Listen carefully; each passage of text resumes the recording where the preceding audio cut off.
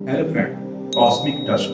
धरती से आप जब स्पेस की ओर देखते हैं तो आपको सब कुछ साफ दिखाई देता है। यहाँ तक कि स्पेस एजेंसियों द्वारा भी जारी तस्वीरों में भी कहीं धूल नहीं दिखाई देती। बट हकीकत ये है कि स्पेस में कॉस्मिक डस्ट यानी कि खगोलीय धूल बहुत सारी मात्रा में होती है। ये धूल किसी एक जगह से नहीं आती, ये यूनिवर्स में बहुत ज्यादा मात्रा में बिखरी हुई होती है। आज सब जानेंगे इसी टॉपिक के बारे में इस वीडियो के माध्यम से।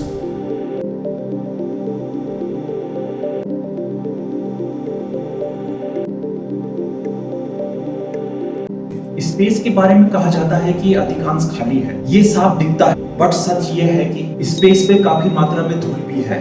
पर क्या कभी आपने सोचा है कि ये धूल आखिर बनी कैसे, और ये स्पेस में कितनी मात्रा में है, और ये आखिर आई कहां से? साइंटिस्ट इस कॉस्मिक डस्ट को बहुत अहम मानते हैं, लेकिन हर बार की तरह मेरा काम आपको फैक्ट बताना। साइंटिस्ट मानते हैं कि खगोलीय धूल बहुत ही महीन पार्टिकल से बनी होती है, जो कि स्पेस में तैरती रहती है।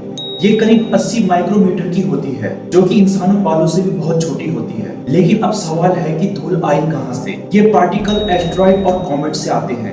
ये धूल पृथ्वी पर फैली धूल से बहुत अलग होती है। इसमें कार्बन, सिलिकेट, बर्फ, धातु जैसी चीजें मिली होती हैं। कॉस्मिक धूल का बहुत सारा हिस्सा स्पेस में तारों के जन्म स्थान के पास से आता है।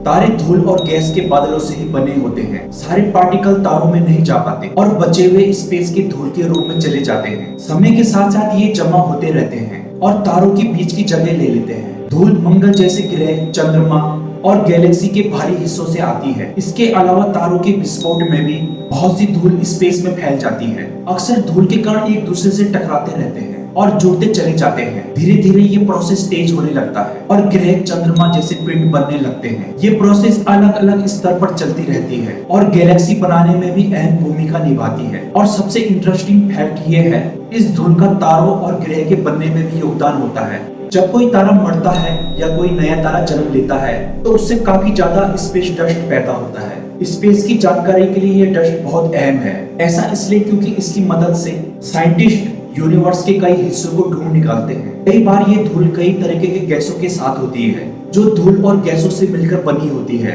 ये धूल अक्सर स्पेस में तैरती रहती है। कई बार तो ये धूल इतनी घनी होती है कि तारों से आने वाली रोशनी को भी रोक देती है। वैज्ञानिक मानते हैं कि कॉस्मिक डस्ट यूनिवर्स के निर्माण में बहुत ज्यादा योगदान है ना? कमाल का फैक्ट।